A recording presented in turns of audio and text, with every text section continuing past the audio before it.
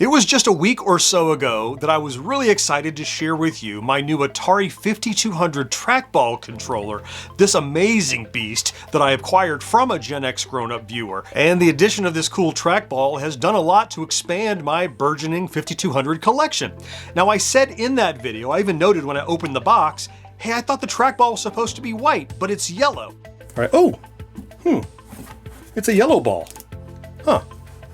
I mean, that's okay. I just was expecting a white ball from the artwork.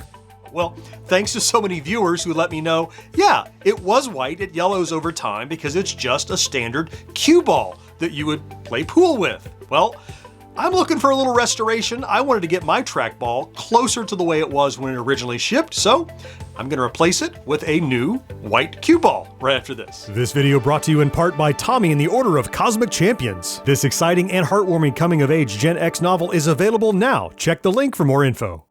Hey there, welcome back to Gen X Grown Up. I'm John and I am a Gen X Grown Up. Thanks for clicking on this video.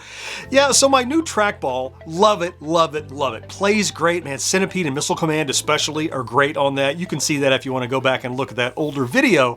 But look, and there's nothing wrong with a yellow trackball, it's fine, but a couple things that I learned from viewers was, hey, check inside, there might be some rust. If it's that old, you know, there are things that could be wrong with it, lubricate it, you know, kind of do a servicing. So I figured if I'm gonna open it up and do a servicing, why not replace the ball? And true enough, it's a standard 2¼ inch pool ball. Now I could have done, you know, an 8-ball or a crazy skull or whatever, you know, because you've decorated pool balls that you can get.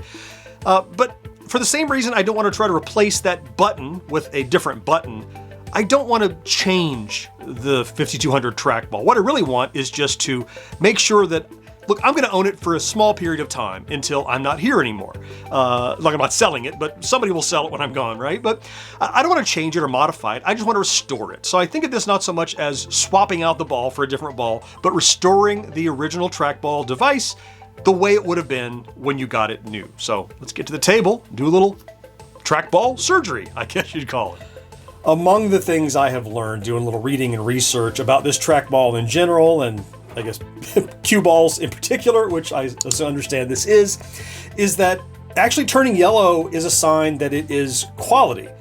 Good cue balls, good billiard balls are made out of something called phenolic resin, if I'm pronouncing that right, doesn't matter. Anyway, it's a type of plastic or whatever it is that is, it over the time reacts to UV light and oxygen and heat and things like that, and it tends to yellow a little bit. It's very common, but look, I have my fancy new white one that I picked up, and yeah, so I've never taken this apart, so as we said, we're going to try to just do a little maintenance, replace the ball, make sure it's in tip-top condition, and although it played well before, maybe it'll be even a little bit better. Now to get started, since I need to have this thing upside down, I don't want to have it on its face, and since the ball protrudes up from the unit, if you lay it on its face, it kind of wobbles around, and it could easily get scratched up. So what I'm doing here is building a little bit of a rig out of these lint-free microfiber cloths, so that not only does it not get scratched, but also it doesn't wobble. And as far as I can tell, it's just 5 Phillips screws to get this thing taken apart, so let's get after that.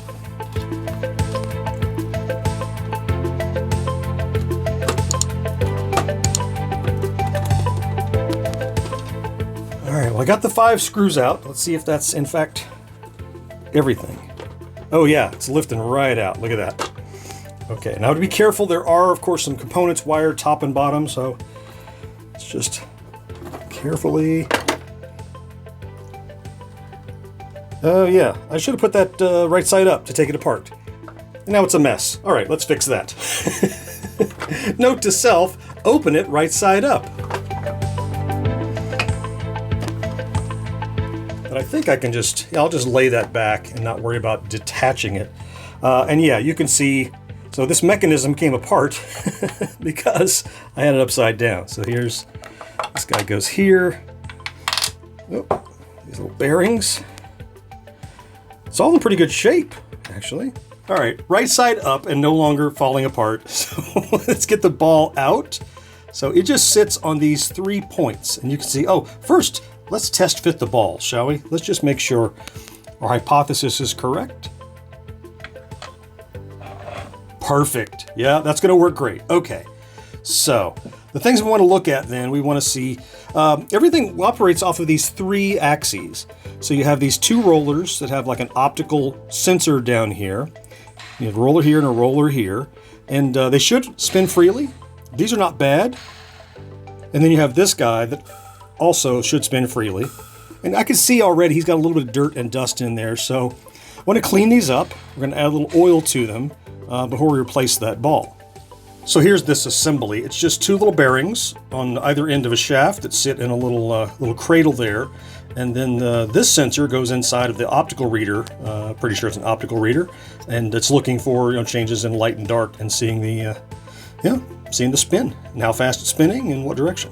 I really like to use this noise putty to clean up electronics because it picks up all the little debris, all the little dust particles and flakes of stuff. It leaves no residue and it comes off cleanly. So, I mean, it's cheap enough, costs $1 at Walmart, and does a great job of getting electronics even better condition than they were. And this one is already in great shape. And I had a viewer recommend this 3-in-1 oil to lubricate things. And in fact, let's start by lubricating this little wheel. There is the wheel. It's just another little bearing. And let me show you how it works before I lubricate it. Just put it in here. It spins pretty well. It's not grindy or anything, but it could go further and more freely. So, just a dab here. Go. Let's work that in there. There we go. He's spinning great. Okay. Same with these bearings. Just a dab of oil. And this other one, again, just a dab. Just a little oil. I'm getting on my fingers. Get that mixed in. Get that spun in there good. Oh yeah, it's spinning great. So there's that one, spinning great. Here's this one, spinning great. There's this guy. Yeah. So I'm gonna just get a quick feel for it. I'm gonna drop the ball in there again.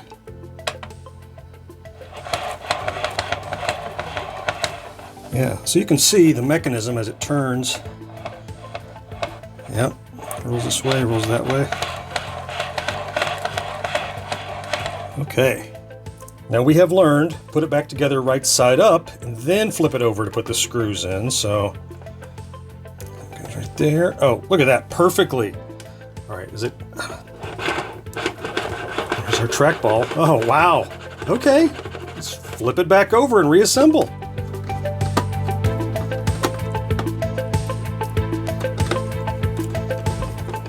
There we go. Pristine, shiny, new, white. All right. I guess we got to hook it up and try it, right? Got my 5200 set back up on the desk here. Got missile command loaded. Fire it up. Okay, let's see how this does.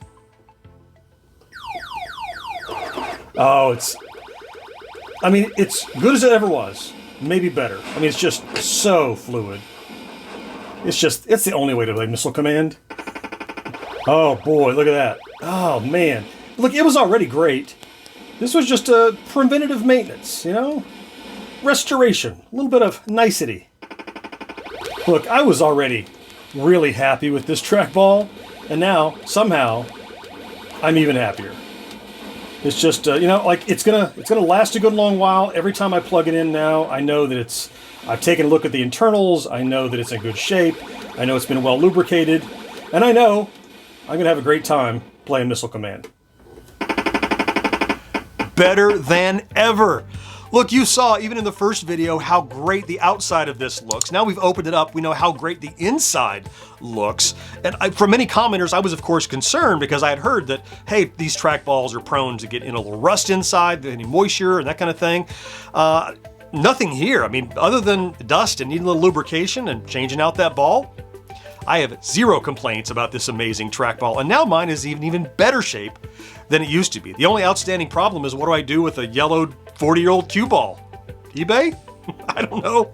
Look, I'll throw some links here and here to some other 5200 related videos I've done recently. I sure hope you found something to enjoy in this video, and I can't wait to talk to you again next time. Bye-bye.